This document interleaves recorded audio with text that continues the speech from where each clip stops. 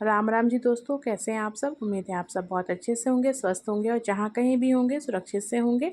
तो आज पितृ अमावस्या है और यहाँ मैं सुबह मंदिर चली गई थी। वहाँ से आने के बाद अपना बाकी का रूटीन मैंने पहले ही कर लिया था, पर वहाँ से आने के बाद पति जी ने कहा कि हमें भी भगवान ने कुछ ना कुछ समर्पित करना चाहिए। बाकी सब तो चीज़ें हो चुकी थी, और जब इस तरह से कोई अच्छी चीज़ ख्याल आती है तो मुझे हमेशा ये लगता है कि ये सब भगवान की मर्ज़ी है।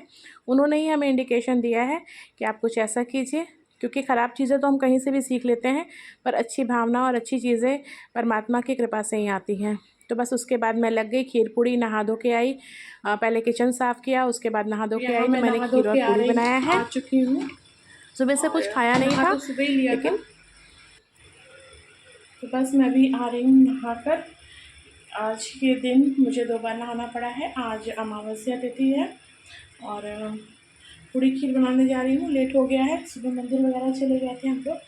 गंगा जी जाने का प्रोग्राम था, पर हस्बैंड की तबीयत थोड़ी ख़राब हो गई थी, तो मैं फटाफट पूड़ी बना लूँ, वैसे भी बहुत लेट हो चुका है। तो ये देखिए, मैंने आटा ले लिया है, थोड़ा ही आटा है। तो मैं आपसे कह रही थी कि अच्छी चीज़ें अगर आपको भगवान बताना चाहते हैं तो वो अपने आप प्रेरित होती है। तो वहाँ से आने के बाद जो है मैं अपने इन सब कामों में लग गई थी। और ज़ाहिर सी बात है, जब आप इस तरह से कुछ भी देवता पितर मतलब को चढ़ाने के लिए करेंगे तो आप स्वच्छता का पे विशेष ध्यान देंगे। तो बस मैं तुरंत नहाई और उसके बाद मैं इन सब कामों में लग गई हूँ। और किचन समेटना भी पड़ा है और एक साइड खाने की तैयारी मैंने पहले से कर ली थी। और थोड़ा थक तो गए थे इस तरह से भागा भागी, और आज का दिन साफ़ सफाई का भी होता है। तो बस मैं यहाँ झटपट जो है आटा मैंने आपके सामने देखा है लगा लिया था, और उसके बाद जो है अब उसके बाद जो है मैं फटाफट पूड़ी बना लूँगी। और जो टाइम लगेगा खीर में ही लगेगा, आटे में पूड़ी क्योंकि ज़्यादा करनी नहीं है, सिर्फ निकाल देना। मतलब एक भावना होती है, हमारे भाव को ही भगवान भी देखते हैं और हमारे पूर्वज भी देखते हैं कि हम किस भाव से उनके लिए क्या कर रहे हैं। तो बस ये प्रभु की इच्छा ही थी, क्योंकि इसके पहले हमारे यहाँ तिथि पूजन नहीं होता था। तिथि पूजन के बाद वही मात्र नवमी के दिन जो हो गया सो हो गया। पर अमावस्या तिथि पर मैं कई साल से सोच रही थी, पर मैं कर नहीं पा रही थी। मतलब इस तरह से इस दिन साफ़ सफाई वगैरह बहुत ज़्यादा हो जाती है। एक दिन दोपहर मतलब दोपहर के बाद नवरात्रि की तैयारियाँ घरों में शुरू हो जाती हैं, तो इस तरह टाइम मिलता नहीं है। और सुबह बच्चों का स्कूल वगैरह, पर इस बार भगवान जी ने भी ठान लिया था कि इससे ज़रूर करवाना है। तो यहाँ जो है मैं इस तरह से बना दिया। अब आगे पर उनकी इच्छा थी, क्योंकि मैंने हमेशा मानती हूँ कि अच्छी चीज़ों के लिए वही उन्हीं की प्रेरणा होती है, उन्हीं का आशीर्वाद होता है जो अच्छी चीज़ें हमारे दिमाग में आती हैं। तो यहाँ बस मैं चढ़ा के आऊँगी। तो सुबह के बाद मैं अब आपको मिल रही हूँ। शाम के 7 बज रहे हैं और चलूँगी, बाकी सब काम करूँगी। उसके बाद मैंने आपको ज़्यादा कुछ आपसे शेयर नहीं किया।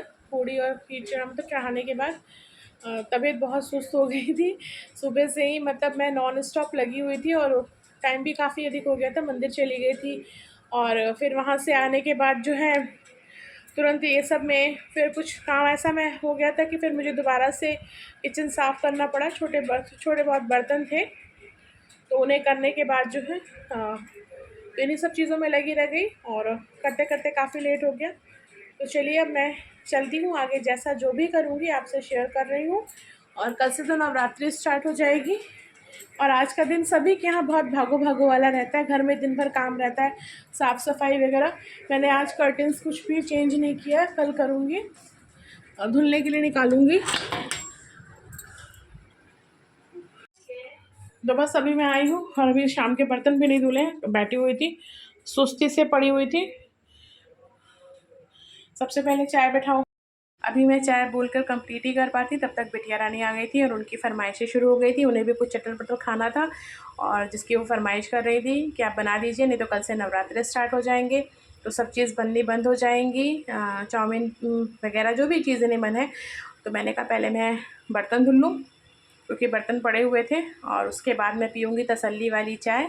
फिर जो आप कह रही हैं उसके बारे में सोचा जाएगा।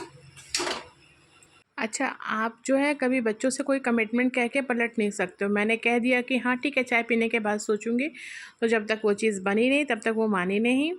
और यहाँ पर जो है मैंने रात के खाने के लिए बैगन का भाजा बनाया है। बैगन ले लिया था, पड़े हुए थे, क्योंकि अब व्रत स्टार्ट हो जाएगा तो फिर इनका कैसे इस्तेमाल होगा। और भाजा मैंने कई बार अपने चैनल पर डाल रखा है, भाजा की रेसिपी, तो अगर आपको देखनी है तो आप जाके वहाँ से देख सकते हैं चैनल पे से।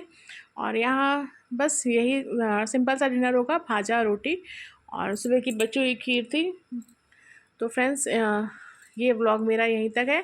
उम्मीद है जो भी मुझसे बन पड़ा है मैंने आपसे शेयर किया, आपको अच्छा लगा होगा। अच्छा लगा है तो लाइक कीजिएगा, कमेंट करके मुझे ज़रूर बताइएगा।